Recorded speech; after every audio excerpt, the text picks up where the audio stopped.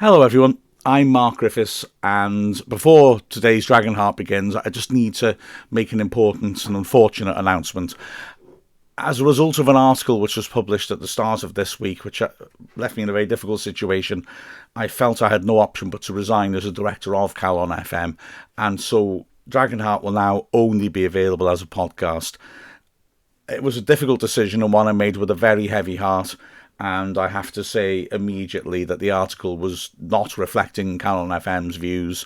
In fact, I strongly urge you, if you have any interest at all in broadcasting, in expressing yourself, in representing your community, please go and volunteer with Chay Long, because it's an amazing organisation with fantastic people and you will get so much out of it.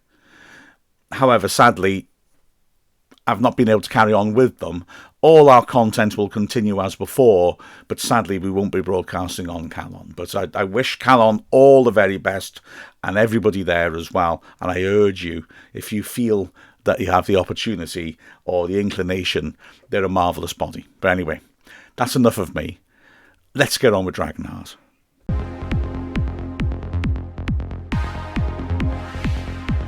I'm Liam McClendon and this is Dragonheart. This is Dragonheart, and we are all very close together today. Cozy. Not very, very cosy. And I am joined by Bill Long, Mark Griffiths, and Neil Williams, and we're gonna have a general chat about this season and other little things, really, aren't we? And the playoffs and who we'd like to see stay down from League Two next season, and what we're looking forward to. So, anyway, how are you all? Have you all recovered from this season's craziness?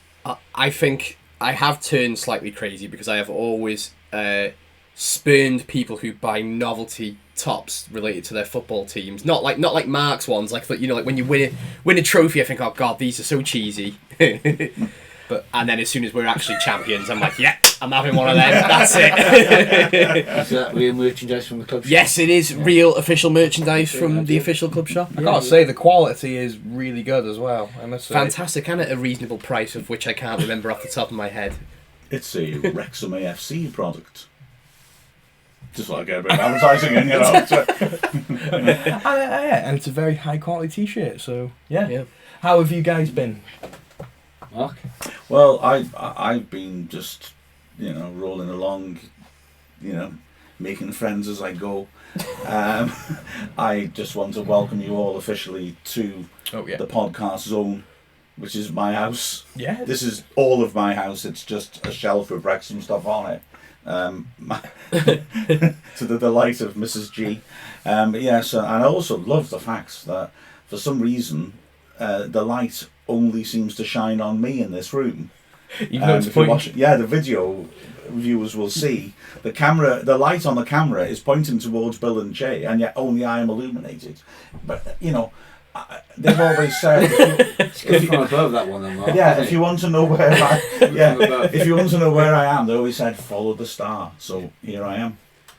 How are you, Neil? Do you feel I'm all right. You're a divinity as well? I'm good. It's been a week today since the celebrations of the parade. It seems like this summer's going to be a long summer until you see another football game, and that's what concerns me. We've had a great season. I didn't want it to end, but ended in the way that we wanted it. But it's going to be a long 3 months till August. Bananarama had it right. It's going to be a cool summer. Yeah. Well, we do have our awards show to help people out next week. Hopefully, we need to organise that correctly, don't we, and what we're going to be talking about, etc., and what we're actually going to do. But we're going to try and fill you all up with as much Dragonheart and content as possible. So let's not waste any more time. This is Dragonheart. I'm Harry Lennon and this is Dragonheart. Well, this season, Bill, it's been spectacular, isn't it? I've got to say, other than the 98 point season, I must say, I've never seen, even then, this side has just been so crazy dominant in the FA Cup, in the league. It's just been, they're just a group of winners, aren't they? And it's just been a pleasure. It's been crazy to, as much as the league achievements were amazing, it's crazy to see us go toe to toe with two championship teams, one that have gone promoted automatically, And in the second leg against them, we fielded what was a weaker side and still went toe-to-toe with them. And then against a team that are now in the playoffs, who got every chance of being in the Premier League. So effectively could have say it was two Premier League bound teams that we played and went toe-to-toe with. And of course, that little matter of, 111 points in the league, breaking records. I said, I wish I'd have clipped it. I said at the end of last season that I wasn't bothered that we didn't go up because we'd break records this season. But even this just completely smashed all expectations I had. Well, if we look back now, really, the end of last season, even though we didn't get promoted, Mark, didn't really hurt. For me, it didn't really hurt as much as it has done in the past. Yeah. Because we have that infrastructure. We had that infrastructure, and I thought, oh, you know what, this season is going to be this season we've just had is going to be the season, and they've exceeded expectations as well, haven't they? Yeah, absolutely. Well, I mean, it's weird because I remember in the ground after losing to Grimsby, talking to Humphrey Carr and saying to him, I can't believe how little I'm feeling this. I'm not feeling gutted that our season suddenly come to a jarring halt and we've let 5 goals in at home. I'm not feeling that, because all I think is that next season we'll bring in some good players and we will have a hell of a time battering everybody. And he agreed. And it's been weird because that is exactly what we've done. Like you say, 111 points, can't argue with that. And yet what I didn't anticipate was that another team would actually pretty much match us. And as we've been saying all season, if it wasn't for Notts County, we'd have won the league probably about February. It's phenomenal to say, it's true. And it would have been all over, except mathematically, probably by Christmas. But the fact is that they were astonishing, and so I loved this season, but there was this slight sense of anxiety of, well, we're doing our part of it, why can't Notts County do their part of it and stop bothering us? Because it really was, what the hell did they think they were doing? It was bang out of order. How rude of them. I do hope they win. I think that made the actual promotion against Bournemouth, that game, 1-3-1, all the more, what's the word I'm looking for? Fulfilling, enjoying, because if we'd have won, as I said before, I think, if we'd have won the league back in February, we'd just be, we're playing so-and-so this week, so there was no... Still would have been quite fun. Oh, it would have been quite fun. For Notts County, I'm so glad they've got through to the player final, even though they struggled against Bournemouth in the first half.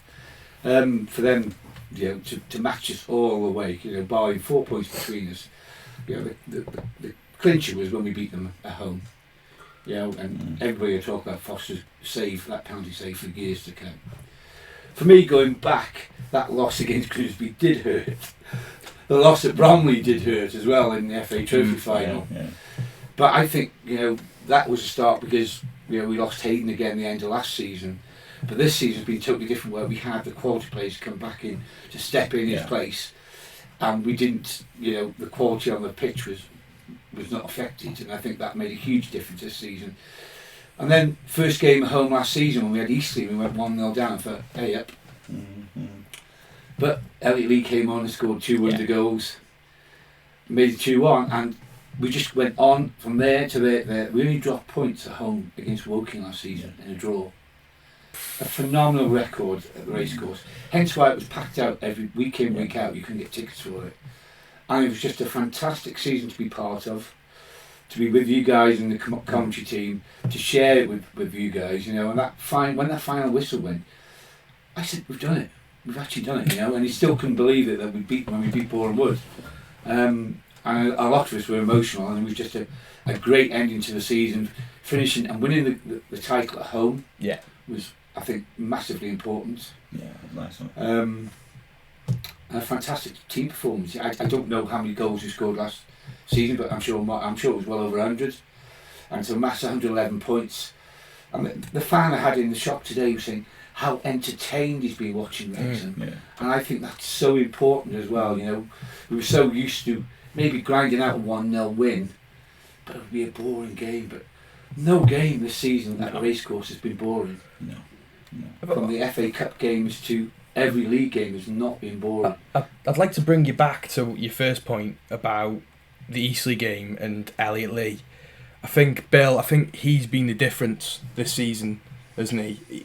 He bringing him in, and how, you know, there's so many players who could be player of the season this year, but Elliot Lee has really transformed that team, isn't he? He's so good, such a player of high quality. I just think the skills and the tools he possesses frightens teams, doesn't it? And to have Mullin and Lee that have that, they're completely different players, but they both have that same sort of factor. You know, like, whereas Palmer's going to wear you down. Davis, I know he didn't feature much this season, but he might take a classy shot from outside the box. Young's going to run around a lot. Jones is going to run around a lot. Them two have just got that X factor, and that's something that Rex factor. Awful. Keep that for later. Yeah, but they've just got that something that them two could have a really bad game for 89 minutes and then just bang, like that. Something just happens with how they play, that they set up a goal with a bit of magic, or they score a goal. And that first goal, I can't remember if it was the first or second one, the way him and Palmer linked up for it against Eastleigh, that was a taster. And you see stuff like that sometimes and you think, that's amazing, but it's his first game. Is he going to manage to produce that for the rest of the season? Yeah. And he did, in abundance. So, yeah, magnificent player. And the way we adjusted to the midfield role, I think, has been absolutely crucial. Yeah. Because we tried to change our shape, and having behind the two didn't really work. We lost that continuity and rhythm from last season, season before, I should say. And so, by him reinventing himself more as a central midfielder, and showing that he's absolutely willing to put the hard yards in, work really hard, and has got a decent tackle on him. Admittedly, a tackle that scares me because he just lunges in. You think, no! But then, he won the ball cleanly, fair enough. But, fair play to him. His work rate's been outstanding when we brought him in, probably more as a luxury sort of player. He's been absolutely superb, and that adaptation's allowed us to keep the best from the previous season and augment it with some terrific additions. But I think, as well as Lee being crucial, I think just in general that squad depth is scary, isn't it? Do you think that's what we're planning on doing? Having like a Man City scat style, two basically first side team sides you could just change around and still have quality no matter what? I think it's feasible. Yeah. And we'll buy Brisbane City or something. But a lot of managers like that idea if their budget allows it, of having another option in every position. And we kind of have that already, don't we? Yeah. It's quite terrifying. Like I think going to next season, like, how do we actually improve this squad? There's no doubt in my mind that this squad, as is right now, could challenge next year without any additions. Yeah, you go and get them if you can, because it improves your chances. But I just think that the momentum this team have got and the skills that this team have got, they probably wouldn't walk it like they did this season. But I just think, you look at how well Stockport are doing. Yeah. I think this Wrexham side is better than Stockport last year. And they've only just missed out on automatic, so why not? I think it's not going to be as successful next season because we have had the X factor, and I've got to say, of the 10,000 crowds each week, where there's sides who are coming to us who aren't used to playing in front of big crowds. Next season we will have, definitely, your Stockport, your Bradfords, then big sides who are used to playing in front of big crowds, but are not going to be as flustered. Notts County used to play in front of big crowds. Stockport last year that we beat twice at home were. Yeah, but you've league on top of the added quality that the League Two sides are going to have. I don't disagree. I sort of do a little bit, in so far as a lot of people talk about teams raising themselves to players. I think the truth lies somewhere in between, and the fact is every person's different, and some people are inspired by the challenge, and some people are terrified by the challenge. I would argue that any professional sports person who doesn't want to play in front of a big crowd, even if it's hostile, is in the wrong profession. Myself, but some will, because people are people. People vary. You only have to look at the COVID games where there were players that raised their game massively and then disappeared off the face of the earth again when the pandemic ended. I'm more inclined to look at it as just a positive thing for us, that we raise our game massively, because the racecourse really is home. You mentioned the COVID pandemic. Well, look at Liverpool's astonishingly bad home record with no fans at Anfield. Which is, stands out like a sore thumb compared to what's gone before, and even though not done with this year, since. was astonishingly bad. And they lost, was it 7 home games in a row at one point? I mean, that's absurd. But, you know, we have, I think, the positive side of it, which is that, you know, okay, team like Bradford, playing from the big crowds, fair enough. Don't play in front of big crowds of Wrexham fans. And we love it. That's our element, and we perform for it. I think that's the key thing. True, but they are going to be higher quality teams as well, aren't they? Oh yeah. So, I'm not doubting it's tougher going up the division. And you know, Bradford are going to be a good. Well, if we're going to be talking about that later, which side we'd like to play, but it's going to be of course, it's going to be a harder task next season. But I do kind of expect us to, you know, at least try and get into the playoffs. Yeah. I think it's feasible as well. And I agree with you that with this current team, as Parkinson's essentially said, hasn't he? He's very happy with this team. But I also say that if you in sport, if you don't go forward, if you stand still, you go backwards. So we will augment it, and I'm excited by the thought of, you know, what will he do to improve this team? Wow. Yeah, and one thing that a lot of people have said, mainly fans of other clubs, in fact almost exclusively fans of other clubs, have been saying that, just wait until financial fair play hits them. That's going to be a huge bonus for us. Financial fair play is going to be a huge bonus, because what we've faced for the last 15 years is people talk about financial doping, and I won't name names of any teams like Fleetwood, but they have had owners that have come in and have spent money in clubs that are getting crowds of 1,000. We're making all of our money, plus the model that Rob and Ryan bring is that, yes, they bring some money, but they're bringing the exposure, and we're getting legitimate money through sponsorships coming in. Yeah. So we're going to be very, very healthy when it comes to financial fair play. We'll probably be the richest team in the league, I think, just to be on honest. Shirt sales from that season, exactly, 24,000. I think I've heard they've ordered 35,000 so far. Yeah. In for next season. Yeah. And that's just a preliminary order. Yeah. I mean, that's more than Premiership teams sell. You know, it's absolutely nuts. Yeah. I mean, we are bringing in revenue from Welcome to Wrexham as well. Yeah. And also financial fair play doesn't mean owners can't put money in. Yeah, exactly. They certainly can. And infrastructure matters are not counted in financial fair play. So things like the COP doesn't drain us at all. That we got sponsorship deals like TikTok. I mean, you know, they're not going to give us nothing. And you're probably going to have bonuses in some of those deals that if we go up, we'll get more money for them. Well, or we can renegotiate. It's just really interesting that the rumoured figures for what TikTok was supposedly paid. Like we have no idea of that sort of side of things. I know the accounts are released, but it's not a breakdown of the specific where money comes from, which area and what have you. That was before Welcome to Wrexham and before Rob and Ryan could go to these companies or whoever does it on their behalf and say, oh look, Welcome to Wrexham has had this much exposure, our social media has grown by this much, our YouTube is getting this many watches and subscribers and everything, and that's all gone up since the TikTok deal was negotiated. We're 2 years down the line in that project. We could be looking at some, for our level, a sponsorship deal that is astronomical. Yeah. And I don't want to speculate too much about finances, because we have fantastic owners, we have fantastic people who are very knowledgeable under them, you know. Of course, of course. I'm not worried about that for 1 second, but, you know, you've mentioned the documentary, and last season, Mark, we had a fantastic commentary. We had fantastic commentary, didn't we? We had a lot more engagement this season since Welcome to Wrexham. It's just absolutely exploded to the point where I thought this is absolutely crazy. It's just amazing, isn't it? And is that going to double again after this new series comes out? Well, who knows? People quite often only go in after second seasons. And there's a team playing in America this summer. Yeah. You can't underestimate that, because we've sold out most of those games, haven't we? Or close to sold out. It's going. Let's talk about those American games for a second. Actually, it's going to be fascinating to me to see how many people we bring in comparison to Man United and Chelsea.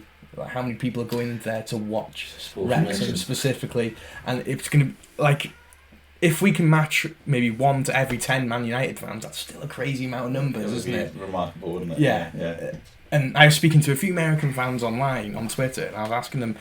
A few of them are going to the Chelsea game. Like I was asking, how many Wrexham fans do you actually think they're going to be in comparison to Chelsea? One fella said to me, it's going to be half and half. And I was like, if that's actually true, then we have one of the craziest fan bases in the world, don't we, for our level? Well, it's unmatched. You've only got to look at, you know, there was a Twitter feed after the Wrexham Notts County game, you know, and there was 10.1 million tweets or whatever after that game compared to only 3.2 for the Liverpool Arsenal game the day before. Yeah. You know, that says everything, you know, so it could be half an hour, could well be half an hour. That is crazy numbers as well, because Arsenal and Liverpool are two massive teams, aren't they? Yeah. Worldwide massive. That's the kind of fixture that I don't watch a lot of Premier League, but I watch that game. Yeah. Because it's like, oh, it's Arsenal, Liverpool, I'll stick that on. And it was a good game. Yeah, it was a good game, actually, yeah. And we got to talk about that Notts County and Wrexham game, really, because that was huge, isn't it? It's got to be the biggest non-league game of all time, isn't it?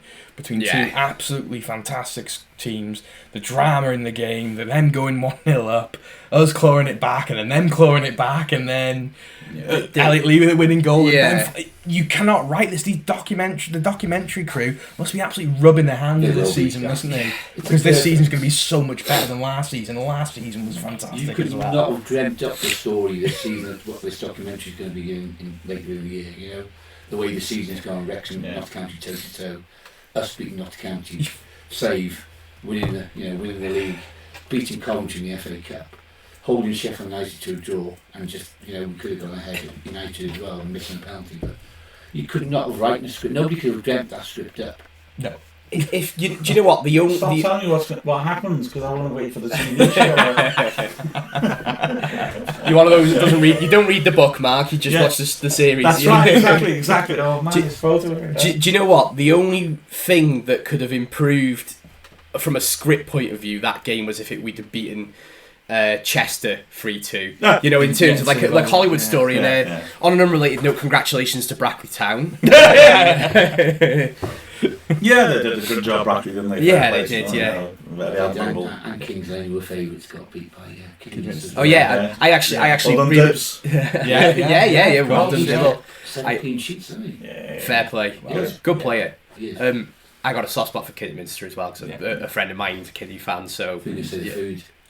Oh, I'll put the food yeah. and a pint of Bavums as well. It's a good pint. That not quite a Wrexham lager, but Well, seeing as you're advertising beers now, apparently. Okay, yeah, that's a good segue. Quite interesting. This. Well, gosh, what's that back there? Oh.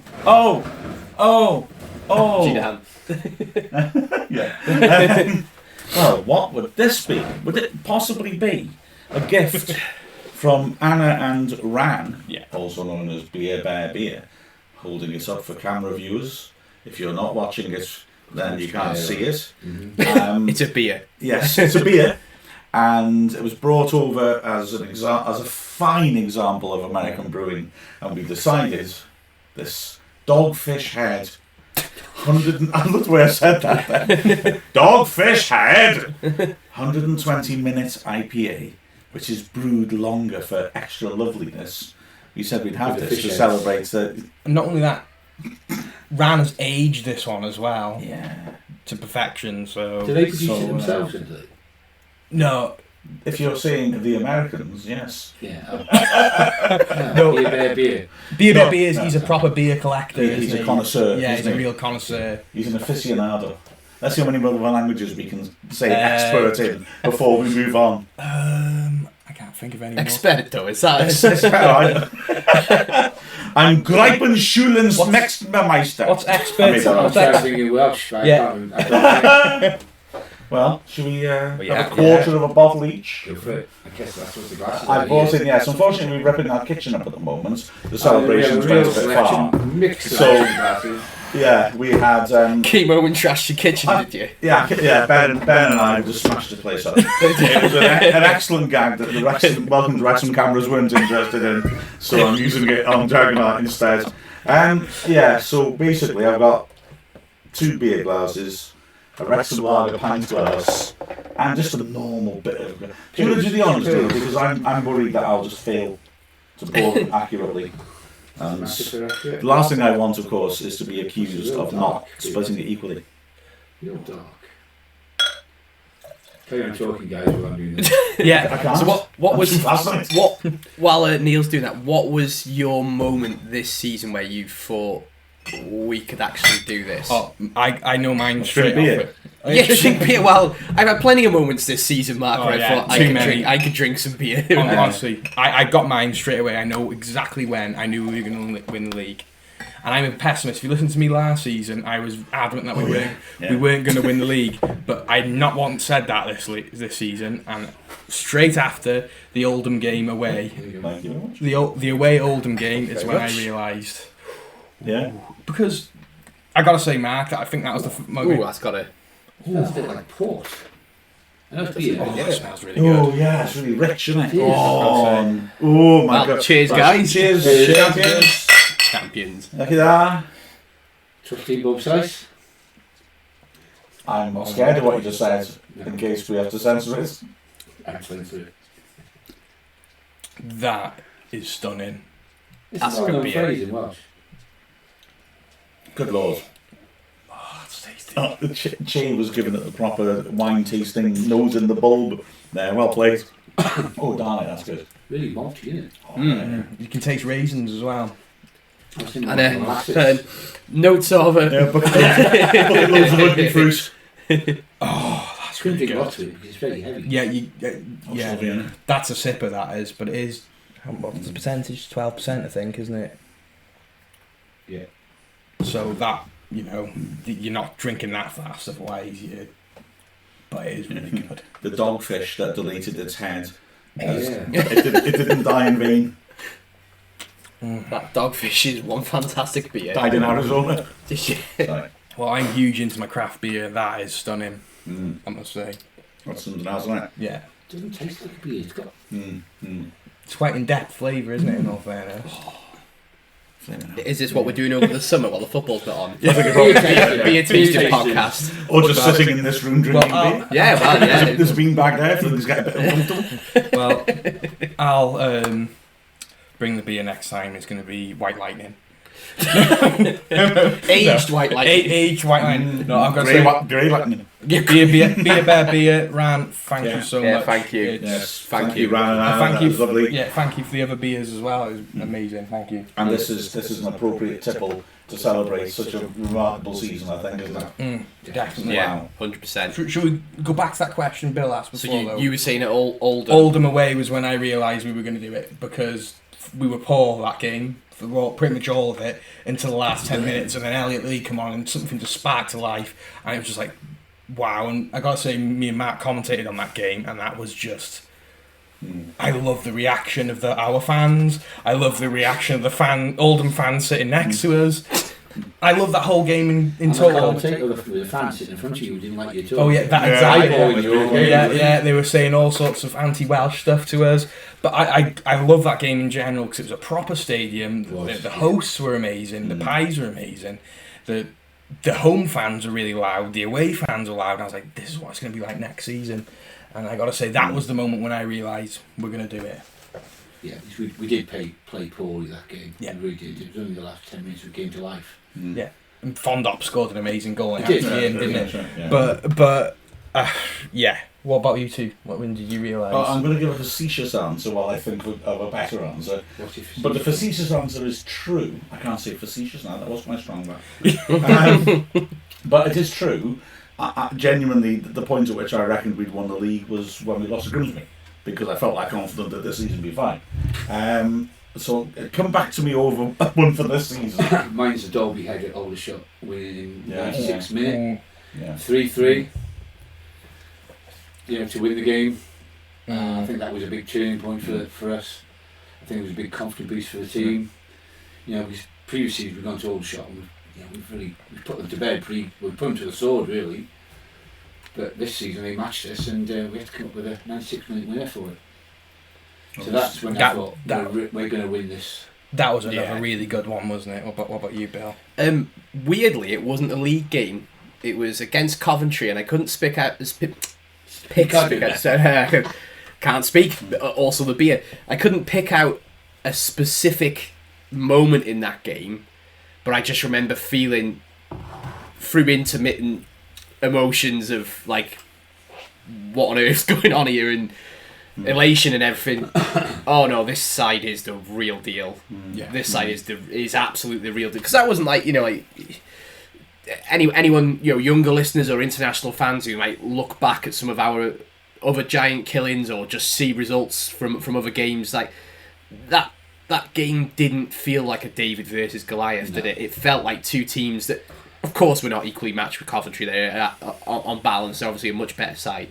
But it didn't look like you were there watching two teams that were as many divisions apart as we were. No. I don't think. Not maybe in phases of the game, but there were points where it's like, we're really taking it. Yeah, not David Goliath, like an Anthony Joshua versus Dillian White sort of thing. Yeah.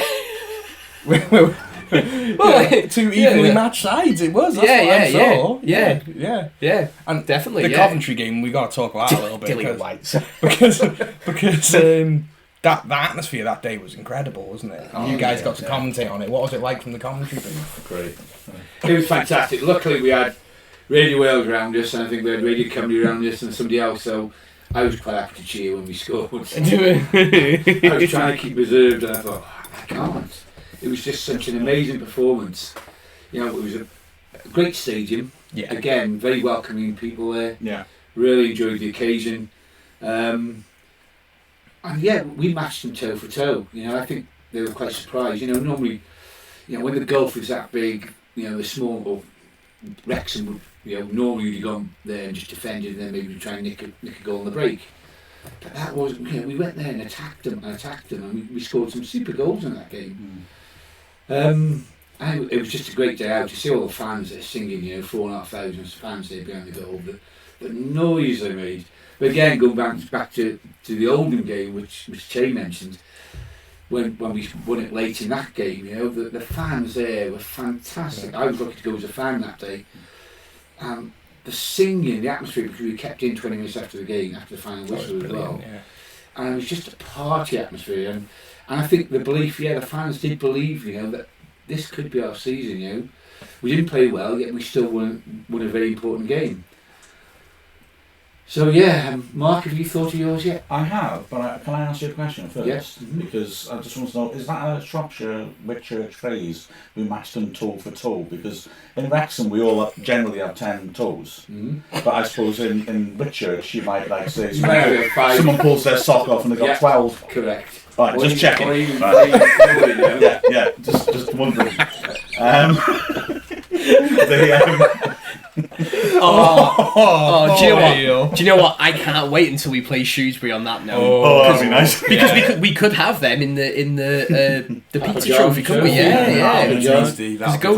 It's groups, it's regionalised groups, so we could. Come on, Tractor Boys. That'll be some game when we play them. They're not a bad side though as well. They're doing okay in League One. But their manager's leaving now. Not we're talking about Shrewsbury. Apparently their manager's on the way out.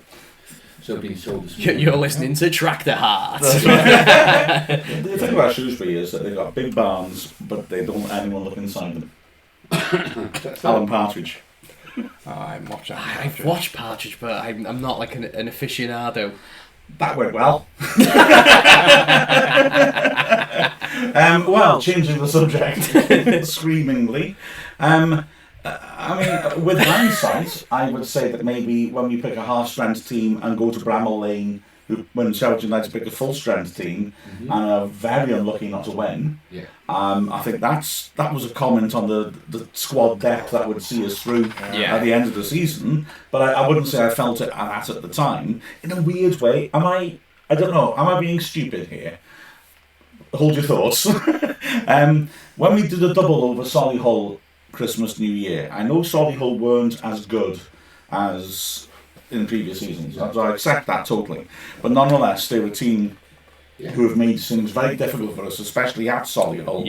And the absolute ease with which we saw them off did make me feel, why would I be anxious about this team getting a result in a difficult match? But Chay said before, was it Tom O'Connor who scored the free kick? Yeah. And you do quite often say this and nothing happens, but you went, watch, he's going to score here. Like, whatever. No, he's going to score. Boom, top corner. Stop clock is correct twice a day. I don't know. There's been many a time this season where I've just thought, wow. But I also do credit, this is what makes this takeover so special, where we have always had this sort of fan base who've been, even just interested in Wrexham, just like, how have Wrexham got on, even though they've been working and what have you. Yeah.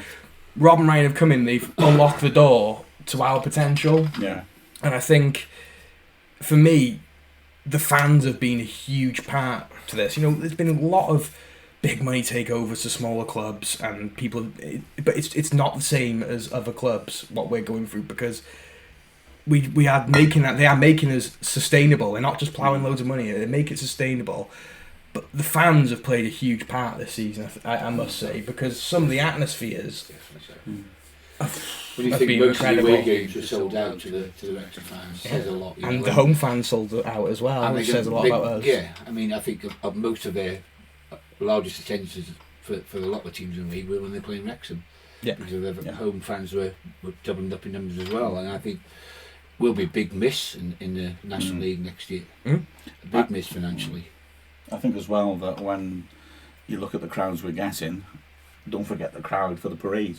Because if that's actually true, the police estimate of 40,000, I mean, that is stripping out the international support, isn't it? Because there were very few international supporters naturally there. 10 or what. Yeah, exactly. Yeah. So that is purely what was sort of mentioned in the first place, which is Wrexham has potential stretching into North Wales, maybe even stretching east into England, maybe stretching south a bit. It definitely goes down to Mid Wales, Powys, Shropshire, Newtown and Welshpool.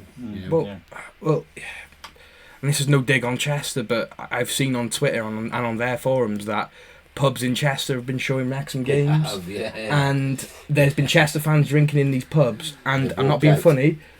When we scored against Notts County, apparently one of the pubs in Chester started erupting, and everyone started celebrating, full of locals as well. And I'm like, well, that's the catchment area. Want to be Wrexham fans, eh? Yeah. Well, I mean, Chester's. I lived in Chester for years. There's a lot of Rexpats, isn't there? But Rexpats, I like that. But also, I mean, you going into. And I'm not trying to say this to be funny, by the way, at all. But you can. It's Chester, Mark. You're allowed to. I know I can, but I'm actually going to play the white knight here and be totally sort of reasonable about it.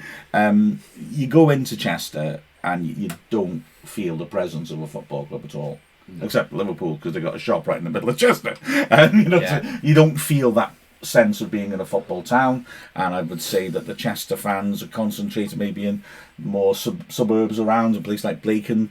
That's where your heartland of Chester fans is, and the centre is a mixture of tourists and people who aren't that interested really.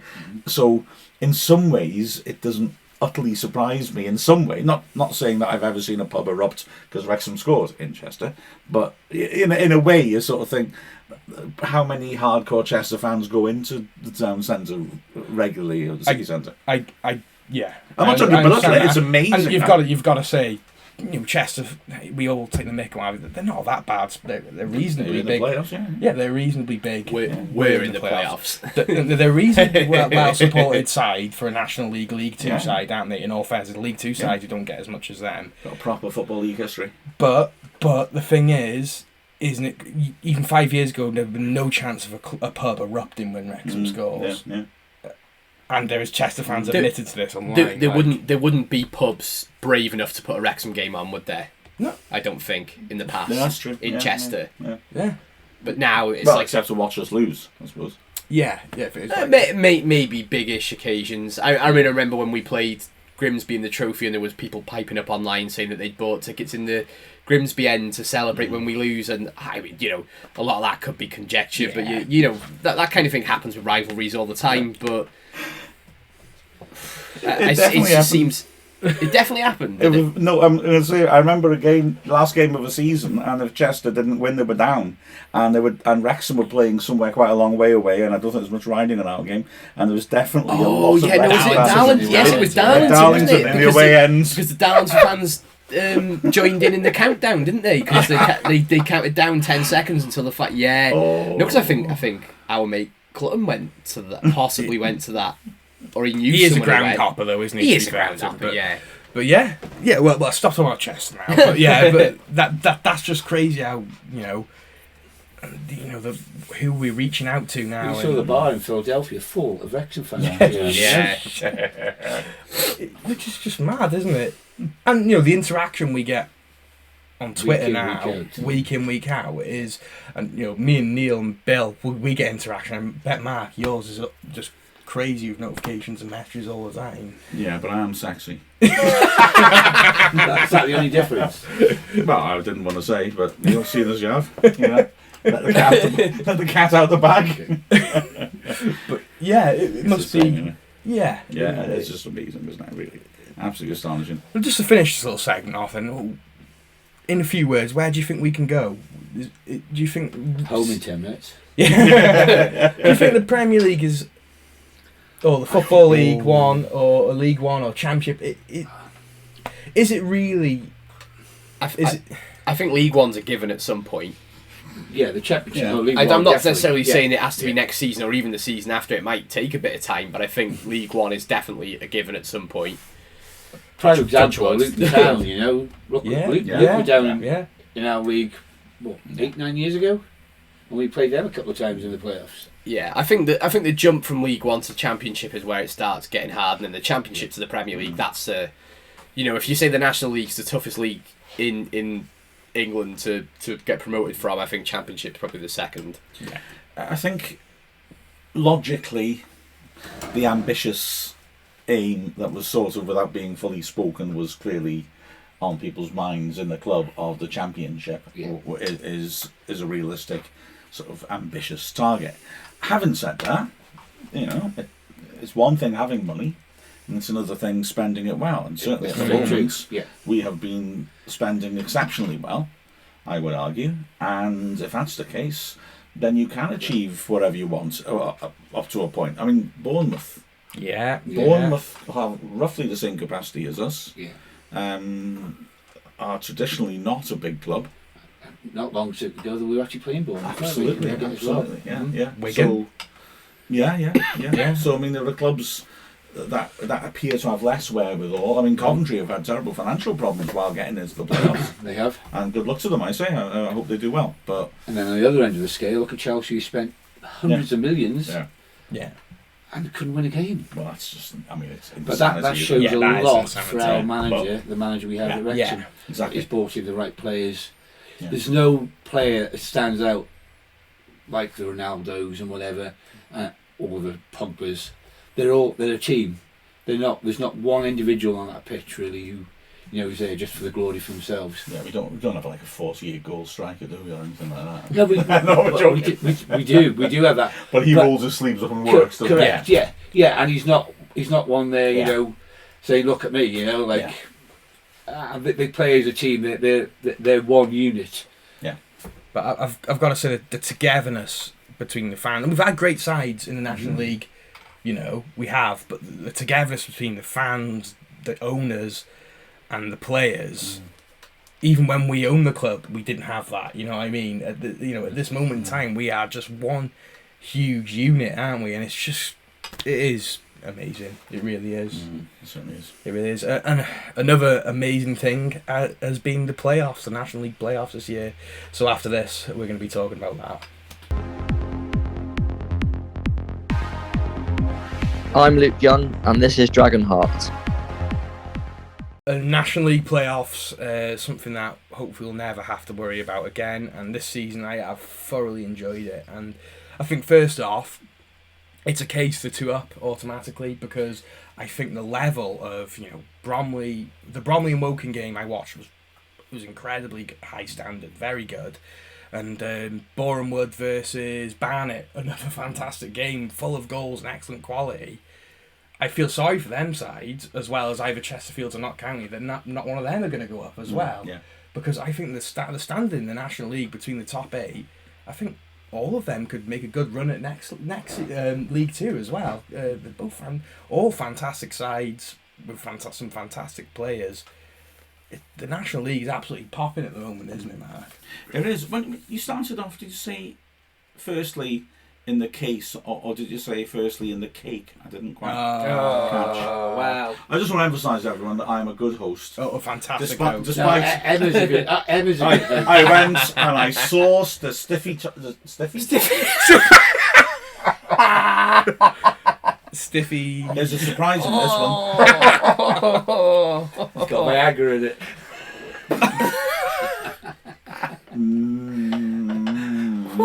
Me and Chay getting a bit hot.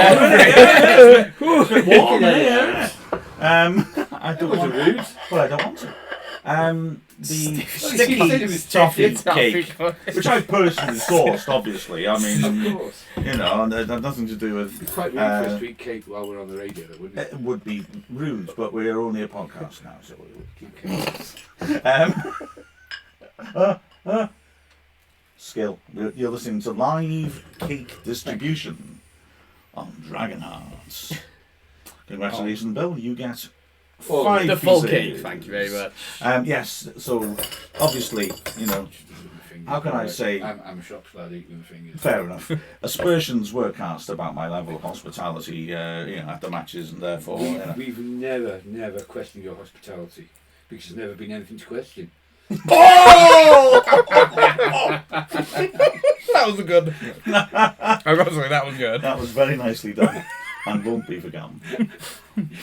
Yeah, Mrs. Griffiths at lunchtime said, should she get some cake for you guys? And I said no, and yet she did. So here we are. Do we have to start that again, or? Are you Well, we just gonna weren't cut that? until you then just started saying Oh that. yeah, alright, we'll carry on. We'll carry on. I hope you enjoyed the exciting and very slick edit point if you're watching this, viewers. Well, should we talk about the Sticky. playoffs? Because You were halfway through it. the standard is really high. And as you say, this is clearly a case for being more than 2 teams going up. I mean, it's ludicrous anyway. You've got the 2 teams in the most points in the history of British football in the same league at the same time, and one of them is not guaranteed to go up. That's a joke. But yeah, exactly. There should be more than 2 going up. Yeah, it'd be interesting to see whether Ryan, still beats on that drum next season. That 2 players should be going, and I'm sure he will do. Yeah. That 2 teams should automatically go up next season, but it's got to take the league team to vote on it, though, isn't it? I 100% think that Ryan will be consistent on that. And I've got to say, my argument, and I wrote this in a leader actually about 4 years ago, was that if I was in charge of the Football League team, I'd vote for it. Yeah. Because the fact is, once you drop out, there's a real danger you don't come back up again. Yeah. Because teams go stale in the bottom end of League 2. When they finally drop out, they're in a real mess and they're not able to rebuild themselves. And look at what just happened to Scunthorpe. So you're better off having a regular exchange, flushing out the weak teams, and then enabling them to come back up before they've gone so bad that they drop straight through the division. But I've got to say, look at Luton. Yeah. Them going down to the National League give them and their club the real kick that they needed, and look at them now. Yeah.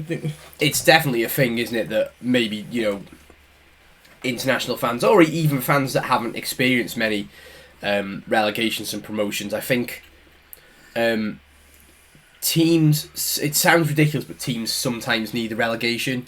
Look at Everton in the Premier League. They look like they could do with going down and just having a season or 2 winning all the time and getting that feel-good factor back. Like Regroup. Regroup. You only have to look at when the likes of Newcastle and Villa, and I know it's taken Forest a long time to get up, it's taken Leeds a long time to get up, but the feel-good factor around those clubs, when they finally got up to the Premier League, it's an intangible experience as a fan, isn't it? This season and last season have been the best 2 seasons of my football supporting life, by some distance. And there's almost that, would you rather be in a league that's a bit easier winning every week, or would you rather be in a higher league and be miserable? If you allow teams to come down from League 2, it could give them that reset a bit quicker if they can get back up easier. I think that's a lot of the attraction for the Americans, because they don't have that relegation and promotion in their MLS teams, do they? So they've got to understand the concept of the relegation and the promotion, which is, I think, drawing them in a lot more than maybe it would have done. Yeah, well, me and Chay listened to an MMA podcast by a guy called Ariel Helwani, who he's mainly MMA, but he watches a lot of sports, and all of his podcast team were just saying about how amazing promotion relegation is. But they can't, like, now they've all gotten into football a little bit. They've sort of become part-time Forest fans. They watch the World Cup and they've been talking about it. It's like, why don't American sports do it? Like, it's just amazing. Like, every game counts. It's instead of like you're a bog standard NBA team that's done rubbish. You actually, I mean, they've changed the rules to the NBA playoffs to stop teams from losing on purpose so that they get the best draft pick at the end of the season, at the start of the next season. Wow. So I mean, it's a concept that, like you say, it's that they haven't been used to it. We're part of introducing them to it because a lot of American fans previously who support Chelsea or Spurs or United or whoever, they've never really had to be worried about relegation, have they? So like I think we're a vehicle to introducing that as a proper concept to a lot of people. We are. I don't think it'll be, in my limited knowledge of American sports, I suspect it won't bring change, because the big thing mitigating against that is that if you know you can never get relegated, then you can invest in a club knowing there'll be no financial disaster around the corner. Yeah, or poor financial for the money men, it's not wise, is it? And also I think the size of the US, you couldn't have a lower league team. It'd have to be split up into states, wouldn't it? Like regional leagues that then go up through to a national league of some sort. Hopefully never have to say those two words next to each other much They again. have ice hockey though. They're all over the country, aren't Are they? Yeah. See, I don't. Beyond the NHL, But that'll be just a big. You're saying like the smaller size teams. Right, so if you're a club the size of Wrexham, you couldn't afford to go from No. New York to California just for a regular league game, would you? The big franchises, as I understand it, tend to be worth more than European sporting teams, partly because of that stability. You know, you will always be a major league team, and so you don't have to worry about relegation. Which is why the plentiful American owners plus other nationalities of all these big European clubs want a European Super League, because they want to bring that financial security in, don't they, for their teams. But you know, they can have a European Super League when we're in the Premier League and we join it. That's fine. I won't mind that. No. I am joking. I'm joking. Yeah, back to National League playoffs. So, this game on Saturday. Is the final this Saturday? Is it? This Saturday, yeah. Wow. Chesterfield, Notts County. Come on, that's got to be one of the biggest National League games ever, isn't it? You know, Perfect. especially Yeah. playoffs. It has to be up There's there. a playoff final every year, Chay. Calm down. Oh, between Chesterfield and Notts County, been two excellent sides. Wrexham and Newport. Two sides who've been to the quarterfinals of European competitions. But Chesterfield and Notts County are far bigger clubs than Newport County, in my personal Newport opinion. County took 7,000, didn't they, to Wembley when we played them? Yeah. Has there been any sort of reporting on the figures of people that have bought tickets for Wembley for either side? Well, in Notts County, you're saying this, it's going to be the biggest crowd ever for a playoff final in that. Right. And Well, Chesterfield having to pay £60 for a coach ticket, aren't they? Yeah. Wow. Yeah, and that's even more staggering considering Notts fans are paying 30 something, and there's about 20 minutes difference between Chesterfield and Notts County, isn't it? That is another added element as well. Yeah, that, it's you know, a local game. That's what I think. They're not huge rivals with each other, but it is also quite local. very local. So And Notts County win 2-0, by the way. Spoiler alert. Should I say spoiler alert before I say what the score is? I think Chesterfield are going to nick it. Yeah, I I've got a think so. feeling Chesterfield are going Notts to nick County have it. struggled with them this season a little bit, haven't they? That wasn't a prediction, I'm telling you what the score is. I know. I'm not going to say how, obviously. But, you know. They struggled against Boreham Wood. They did struggle against Boreham Wood on the semi-final. But saying that though, Chesterfield did struggle against a 10-man Bromley as well. So I've got to say that Boreham Wood Notts County game was a brilliant game to watch, wasn't it? It was like those last-minute goals Notts County scored. See, I missed it. I didn't watch it. They're such a good side, Notts County, and I do appreciate them this season. Really, because they have made this season so special, and I have sort of changed my stance a little bit since last time we spoke on Dragonheart. You know, I haven't. Especially now it's Chesterfield in the final.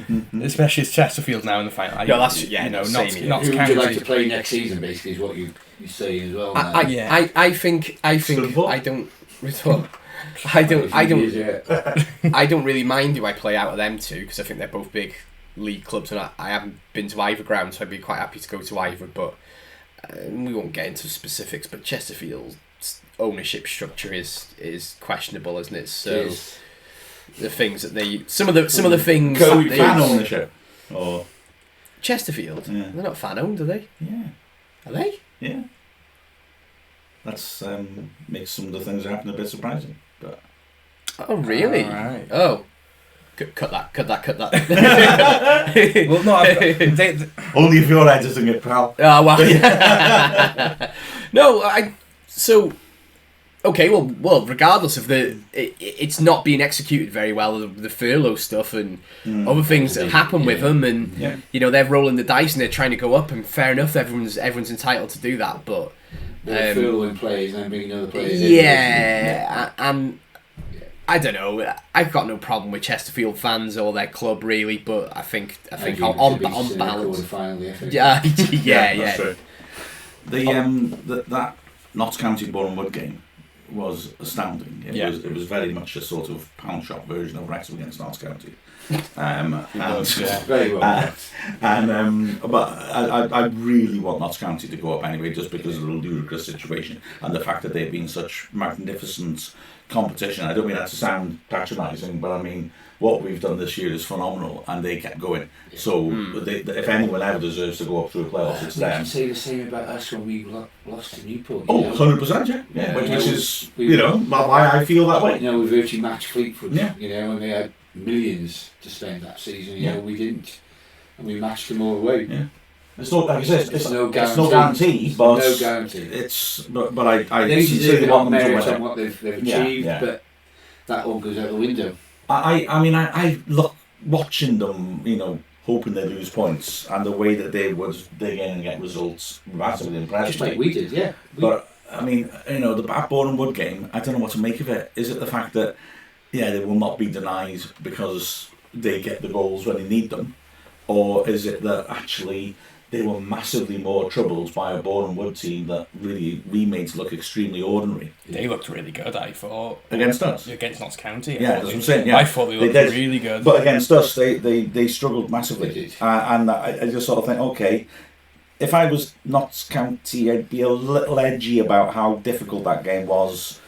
If I could make a suggestion here, I think Garard's a good manager. Very good manager. But he does that thing that it's legitimate.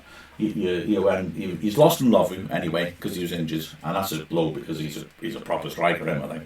But then Marsh, the other striker, he brings him off in order to dig in and hold on for the win, which I understand. But I wish we were nervous when managers do that, because what happens if there is an equaliser? You've handicapped yourself, and he ends up, because of that, he has no strikers up front. He's got Dennon Lewis, who is a wing back / winger, who looked terrific at Wealdstone and hasn't made the same impact at Bournemouth, and he's got Josh Rees, who is a big, solid midfielder, trying to get up to support him. No proper striker as such, and I just felt that was difficult for them then to have a threat back at Notts County because they'd handicapped themselves like that. If they hadn't done that, if Marsh had stayed on, because I thought he was playing pretty well, might that have been different? I mean, when, for example, Lewis in added time just rolled it to Rees and he's got a tap in, and he fails to do that. He's if Marsh is a player getting up past him, it's a goal. I know it was a bad mistake, but they had their moments, and I think if I was Notts County, I'd be a little concerned that they were able to do that too. So, votes. Bill, Chesterfield, Notts County. Of the teams that played at the racecourse, Chesterfield probably impressed me the most in a lot of ways. They should have taken more chances and probably deserved a draw in some ways against us. I think they had that one chance that went across goal that their striker should have buried, and I think that would have changed the tide of the game. They also had Rob Layton save that amazing save down to his post. I think they're dangerous, and I think they're going to do it on Saturday. Okay. I think if Notts County play like they did against Bournemouth, I think Chesterfield will win. I'm just thinking back to that game they played in the league, where basically Chesterfield were dominant until King got sent off, and seeing your point. But Notts County win 2-0. I've already revealed the score. So Two fantastic managers as well. Yeah. I would go with Chesterfield as well, because I think, Notts County are vulnerable at the back. We proved that here at Wrexham, but I think Chesterfield will win as well. Yeah. Remember you heard it first, folks. I was the only person who picked the winner in the playoff final. Okay. I think it's. How much are we betting on this one? Another 50 grand? 20 grand. Okay. Well, we are in Disney Manor over here. We know Yeah, how that's much right, money yeah. Mark's got. So I don't want to bet against him. Yeah, by the way, Neil, I saw that you winged that peacock on my drive. I watched. You winged my peacock. That sounds like a terrible phrase, doesn't it? sort of language you would come up with, Neil. Yeah. Winged your peacock? You clipped a peacock when you were driving up the drive. Did I? It was at the 2 mile mark. Okay, yeah, I'm with you now, yeah. Yeah. I thought it was a peahen. Well, There's one thing I'd like to add on the game on Saturday, the semi-finals. I had a few pints in a sports bar and we watched the Notts County game. a few pints in the sports bra. In sports bar. Sports There's bar. a title. Yeah, there's a title. There's a title for the show. So, in the sports bar, and it shows every game of football that was on that day. And I also went to my local. Newcastle and Arsenal were playing at the same time. The game that was on was Chesterfield versus Bromley, which says a lot about how the people of town have been so captured in this National League. Yeah. And I mean, everyone in the pub was watching it. It's like, Newcastle and Arsenal's on now. People want to watch the National League playoffs. There's really something though, isn't there, as a Wrexham fan, that it is. We're not getting dumped out by Eastleigh in the playoffs, so that's quite a nice. It's like a nice change, isn't it, to be watching the final having not gone out unceremoniously, and or even worse, being bitter because we finished 10th and we're not in the playoffs. Like, how many times has that kind of thing happened? We're actually we've gone up as champions and we get to just enjoy the other teams suffer for once. It's lovely, isn't it? Another quick question just to finish off the podcast really now. There's League 2 playoffs as well. So we are gonna be playing. We're not gonna be playing one of the sides. Who would you like to see go up out of the League 2 playoff teams? So we're talking about Bradford's, Salford, Stockport, and Carlisle. They're all pretty tasty games, aren't they? Yeah, they Local are, to be games fair. Well, Carlisle can be a drive, can't it? Yeah, but they always bring a Being good number of selfish. fans But down with them. they're a good big club, aren't they? If we do play at Carlisle, they do battered haggis in the chip shops. Ooh. It should be mentioned. Yeah. I'd like to try some bad haggis. Trust me. Yeah. It's the stuff. I'd like I mean, you'll never to walk say, again. like, Yeah, I think just probably to experience maybe go to Bradford. Yeah, I think and be everyone like 20,000 thinking, plus crowd. That'll be- Stockport, nah. I'd be quite happy to see Stockport go up. I'd rather see Salford go up because it's just a tiny ground, very few fans. And how many did they bring to the racecourse on Boxing Day when we beat them 5-1 in that? Well, one of my best mates lives in Salford, and if I can't get away end tickets, I might be able to get home end tickets. So I wouldn't mind playing Salford for that tiny reason. ground though, isn't it? It is. It's all fabricated. It's all got aluminium steps everywhere. It's the only ground I've ever been to report on where there was actually no electricity as well, which my jaw dropped. Not least because they didn't tell the club, by the way. We are the only football ground that has electricity. Yeah. I mean, you go to League of Wales clubs, they have to have electricity. But seriously, there was no. Yeah, it was. Yeah, right. It was like it's like a ground that's been thrown together. Yeah, isn't it? Well, the idea, as I understood it, although they seem to still be using it, is that they just slap that together, just temporary stands, because then when they went in the Football League, they would pull it away and build new stands. But they don't seem to have done, as far as I'm aware. And like I said, there was no power. It was astounding, absolutely jaw-dropping. I mean, wow! Surely they must have now, because the Football League probably wouldn't let them in if they haven't got the facilities. But the National League shouldn't let them in without the facilities. Wow. So for me, I'd like to see Salford go up just because there's no rivalry. Stockport were quite rivals. I like to go to Bradford because it's a big club. And Carlisle, I like the drive of Carlisle. It's another big club. I feel like I've done Stockport enough times in my life. It's probably the away. Yeah. It's probably the away ground I've been to the most. So, and I wouldn't begrudge them going up again after the the title race last year, so I think I'd like to see Stockport go up. But in all honesty, I wouldn't mind going to any of those 4 grounds, to be fair. That's the reason why I'd like Stockport to stay down, I think, because I enjoyed that rivalry. And we've got the Wrexham, Stockport, Notts County triangle now, as Barry Manilow used to sing about. So that could be like a little extra, little interesting thing, this rivalry as we all try and get the divisions. I mean, it would be really interesting if we were the 3 teams that went up automatic promotion next season, wouldn't it? That would make it very interesting, wouldn't it? Yeah, or Grimsby, Wrexham and Stockport. Any mix. Apart from Bradford and Stockport, there's no other real big teams in League 2. No, but Crew's going to be a good ground to go to. Tranmere. They're not hugely, they don't have huge crowds. There's many of teams who've got a good enough fan base that's completely different to where we were last season, as I should say now. I think most of the sides in the. Let's be honest, it's not like, and I love Wealdstone, but it's not like having to think about going to Wealdstone away, is it, anymore? It is. There are some teams there that are going to be really like 7 teams, I think. Which is nice. It's like Wimbledon, yes, Colchester, and Crawley.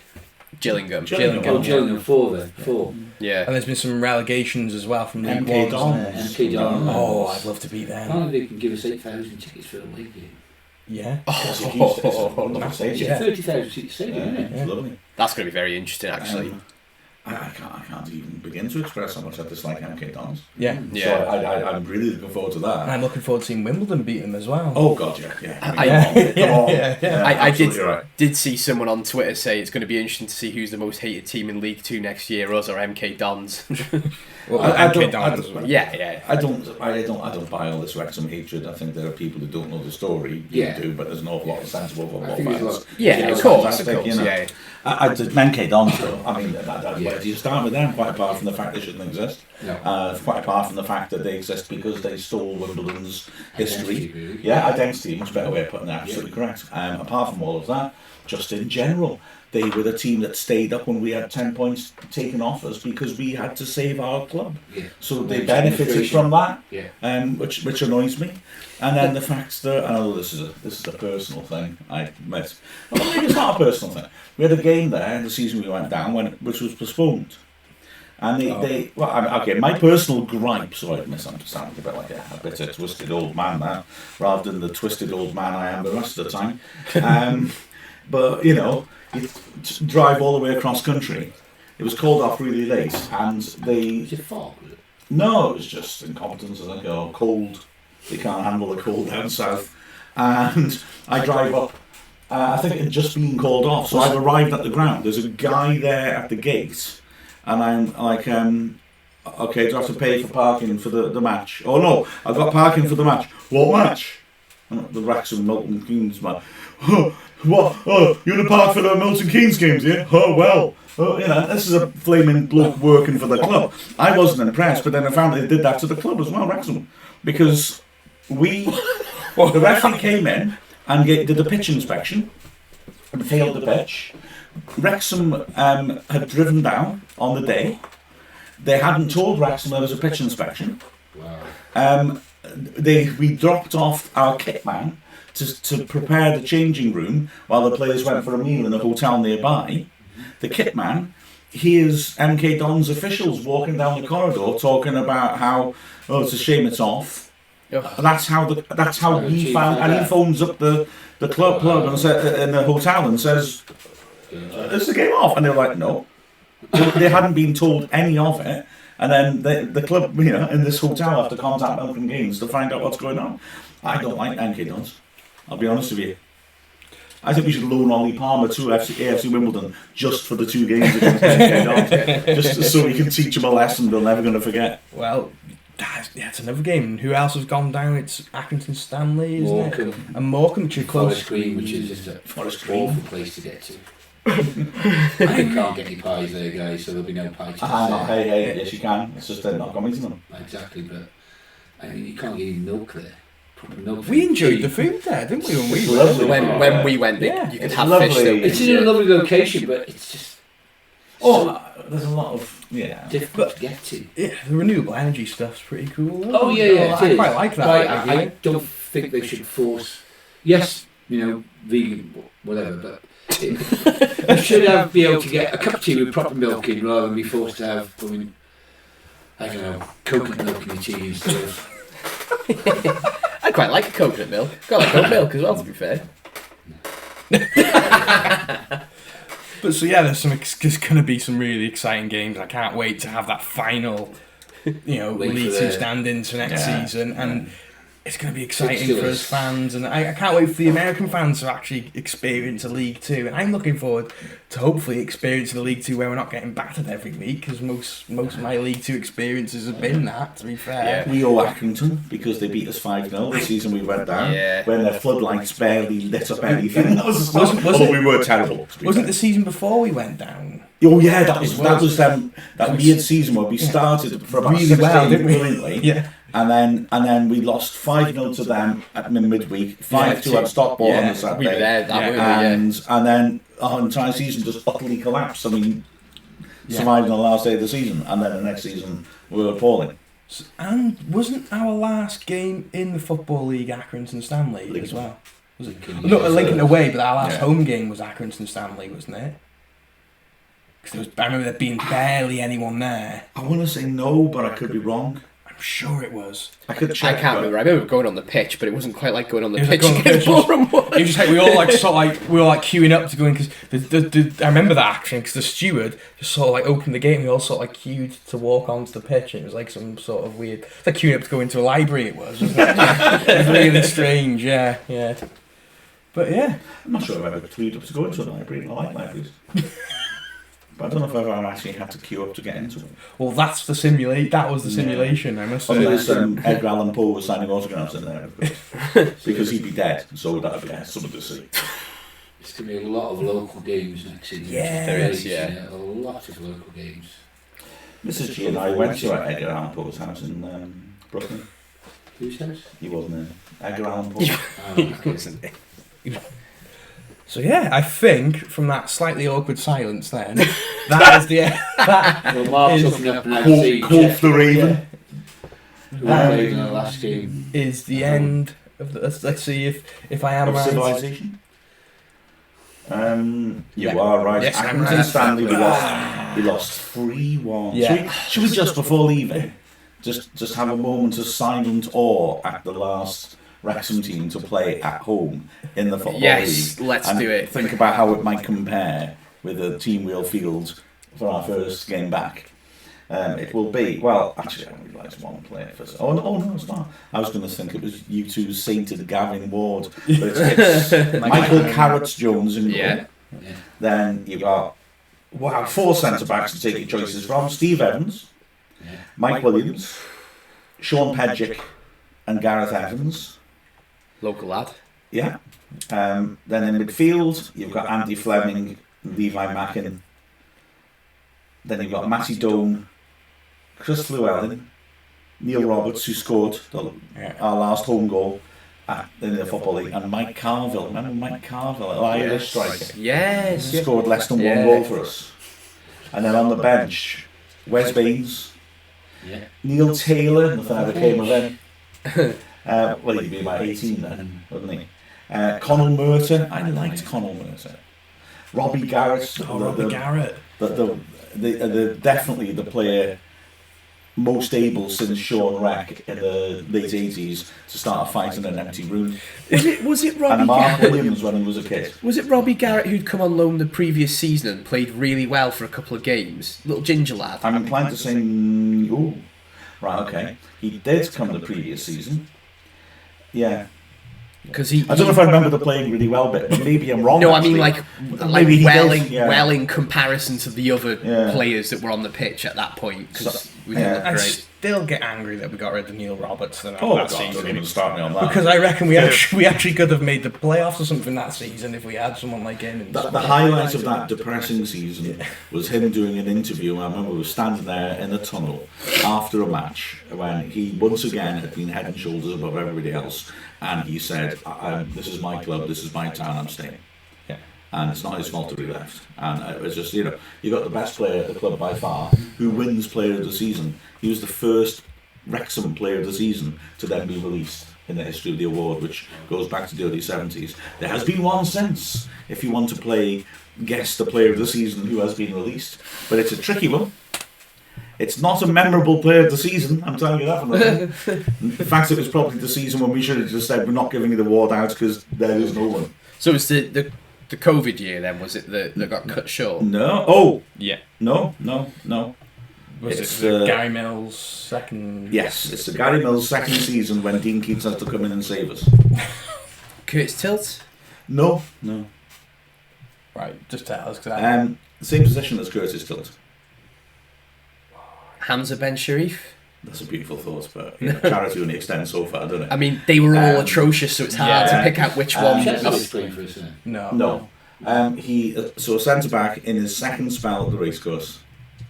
Oh, Riley. Yeah, that's Martin right, Riley, Martin yeah. Riley. Of And course, yeah. it was ironic yeah. that he got married. Unlike Roberts, he got player of the season, but I don't think anybody would have argued about him getting released either.